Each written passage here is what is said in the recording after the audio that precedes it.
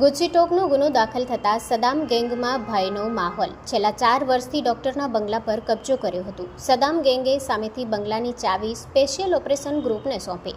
આ પ્રથમ ઘટના હશે જ્યાં ગુજસીટોકનો ગુનો દાખલ થયા બાદ કોઈ ગેંગમાં આટલો ભય છે કે સામેથી કબજો કરાયેલ બંગલાની ચાવી આપવા માટે પહોંચ્યા. સ્પેશિયલ ઓપરેશન ગ્રુપ દ્વારા સદામ અને તેની ગેંગ વિરુદ્ધ કાર્યવાહી શરૂ કરી હતી. સદામ અને તેની ગેંગે ડોક્ટરના 3.5 કરોડ રૂપિયાના બંગલા ઉપર કબજો કર્યો હતો. છેલ્લા 4 વર્ષથી આ બંગલા ઉપર કબજો હતો. સ્પેશિયલ ઓપરેશન ગ્રુપ દ્વારા સદામ અને તેની ગેંગ ઉપર ગુજસીટોકની ફરિયાદ દાખલ કરવામાં આવી ત્યારે ગેંગના તમામ સભ્યો ભયભીત થયા. ગેંગના સભ્ય સાજિદ પઠાણ સામેથી બંગલાની ચાવી સ્પેશિયલ ઓપરેશન ગ્રુપના ડીસીપી રાજદીપસિંહને સોંપવા પહોંચ્યો. પોલીસ કમિશનર અનુપમસિંહ ગહેલોત આ બંગલાની ચાવી પોતે ફરિયાદી ડોક્ટરને આપી. 4 વર્ષ બાદ ડોક્ટર તેમના પરિવાર સાથે પોતાના બંગલામાં પહોંચ્યા. ડોક્ટર અને તેમની પત્ની ભાવુક થઈ ગયા. બંગલાના કબજા આપવા માટે પોતે ડીસીપી રાજદીપસિંહ નકુમ અને પીઆઈ અતુલ સોનારા પહોંચ્યા. પોલીસનો આભાર વ્યક્ત કર્યો.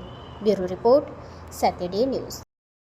પહેલાં તો સુરત પોલીસનો ખૂબ ખૂબ ધન્યવાદ કહેવા માંગીએ છીએ કે અમે પિછલા 3 વર્ષથી હેરાન થતા હતા. આમાં અમારો નકુમ સાહેબ, સોનારા સાહેબ અને કમિશનર સાહેબે અમારો બહુ જ સાથ આપ્યો છે. એના બદલ અમે ખૂબ ખૂબ એમનો આભાર માનીએ છીએ. આ જે વ્યક્તિઓ હતા તેમને તમારું મકાન જે પડાવ્યું હતું આ બાદ તમને કેટલી હેરાનગતિ થઈ હતી?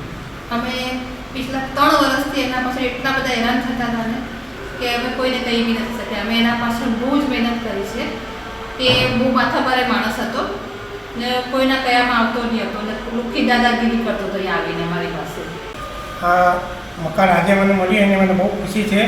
આ મકાન બદલ મને એસઓજીના નકુમ સાહેબ, સોનારા સાહેબ ને કમિશનર સાહેબ અનુપમસિંહ ગહેલોતે અમને બહુ મદદ કરીને આજે અમારે સફળ થયા. આજે અમને ન્યાય મળ્યો છે. હું પોતે ડૉક્ટર છું. મારા છોકરો સોલા સિવિલમાં પીડિયાટ્રિશિયન છે, એની વાઇફ ગાયનેકોલોજીસ્ટ છે. એટલે અમે આ મકાન એટલા માટે બને કે બધા પરિવારિક સાથે રહીએ, પણ આ લોકો અમારી હાથે બિલ્ડિંગ અપાવવામાં ચીટિંગ કરી દીધા. લોકોએ અમને છેતરી ગયા લોકો છે. ખોટી રીતે લોકો બંગલો પચાવી ગયો હતો. ત્રણ વખતે અમે લોકો હેરાન થતા હતા. એટલા બધા હેરાન કરે કે રીતે લુખ્ખી દાદાગીરી કરતા હતા એ લોકો ને કે તારે થાય તે કરી લેવું, તારું કશું નહીં આપું તને કહું.